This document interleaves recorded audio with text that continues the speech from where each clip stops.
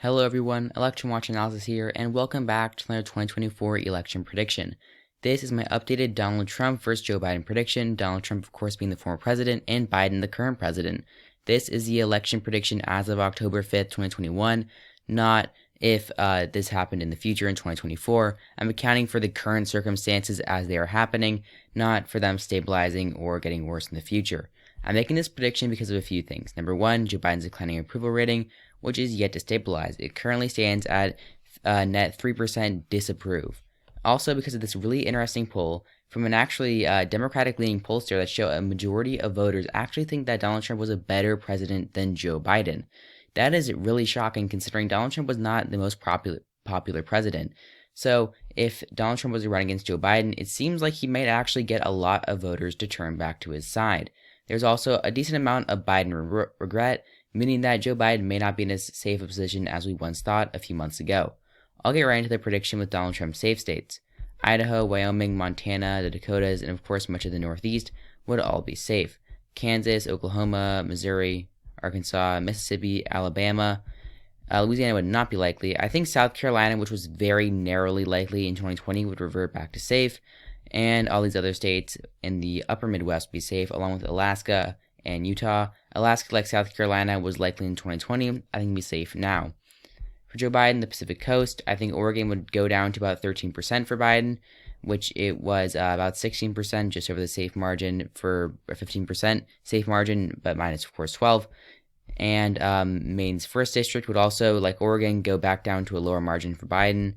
The eastern seaboard would all be safe. Some states would be closer, like Connecticut, New Jersey, and Delaware. New York will be safe, and that will be all. Donald Trump's likely states, Iowa, Ohio, Texas, and Florida would be about 5%, since a lot of suburban voters would revert back to Donald Trump, since I believe suburban voters in Florida are more conservative overall. They support people like Ron DeSantis, and maybe would support Joe Biden, especially with the border crisis going on, which Joe Biden is getting a lot of heat for. Same thing in Texas. I think that Joe Biden would not do very well there, especially considering the fact it was likely back in 2020. Anyway, for Joe Biden, Colorado, New Mexico, and Virginia would all be likely. So now we get into the lean states, and we have about 111 electoral votes up for grabs. Donald Trump is currently in the lead with 218 electoral votes compared to Joe Biden's 209. I'll start off with Donald Trump's lean states. North Carolina would be lean. Actually, I forgot to put Maine's 2nd District as likely Republican. I think that might actually be Donald Trump's only lean state. Meanwhile, for Joe Biden, Minnesota would be lean. Maine at large would be lean, since the margin in Maine's 1st District would be reduced. I think that it would be far closer than in 2020. Same thing in New Hampshire. A lot of more affluent voters would leave Joe Biden and go back to Donald Trump, making it around 2%. And we also have Nebraska's 2nd District. While some suburban voters may go back to Donald Trump, given the fact that Nebraska's 2nd District reverted so far to the Democrats to go from a 2% Trump district to a 7% or almost 7% Biden district, I think that overall it would be close, but it would go for Biden in the end. And that'll be all of the lean states for both parties. So now we're left with Nevada, Arizona, Georgia, and the Rust Belt, Wisconsin, Michigan, and Pennsylvania. I'll start off with some of the states that will go to a certain candidate by the larger margin.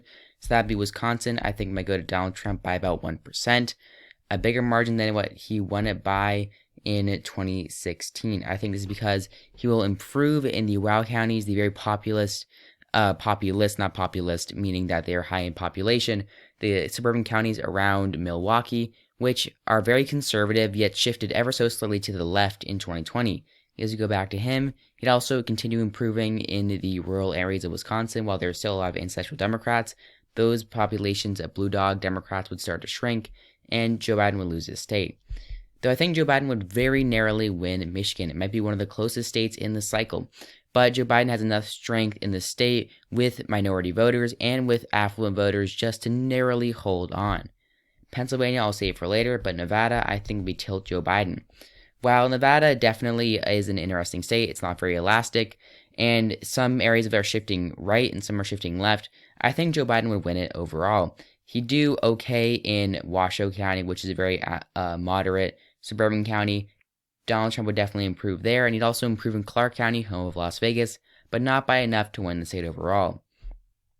Donald Trump would win Arizona, as even a slight increase with suburban voters and with rural minorities who helped power Biden's win in the state back in 2020 would allow Donald Trump the victory. So I think he'd narrowly win Arizona, a very close margin. Keep in mind that Joe Biden only won Arizona by 0.3%, and just a smaller version of some of his voters would lead to a Trump victory. And now we have two of the closest states in this cycle, potentially Georgia and Pennsylvania. I think Donald Trump will slightly improve with Pennsylvania voters, especially in the suburbs, and win back Erie County, which is a bellwether, especially with blue-collar workers. He'd win it, and that would put him over the top at 275 electoral votes. He would be the next president in this election, and he'd become the first president since Grover Cleveland to serve non-consecutive terms. Now we have Georgia, and I think Georgia is far less elastic than Arizona. The suburbs are far more blue, and they have a far more consistent minority turnout rate. However, Donald Trump could certainly improve slightly with the suburbs and with rural minorities, especially rural blacks. And in the end, since Joe Biden won by such a narrow margin in Georgia, I'm really having trouble calling this state. I think that Joe Biden would actually narrowly lose it as of now. I'm very conflicted on this overall.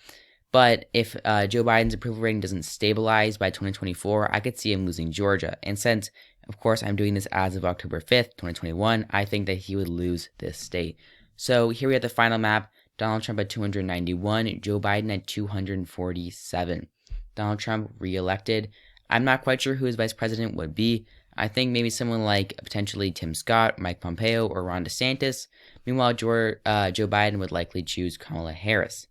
But here's our final map. Thank you all for watching. If you enjoyed this video, leave a like to help us spread on YouTube, and subscribe for more content such as this, or my alternate history election nights, or my regular election nights. Leave a comment telling me what you thought of my prediction, giving me any feedback, or any video suggestions. Those are always appreciated. Thank you all for watching. Please subscribe, and I'll see you all next time.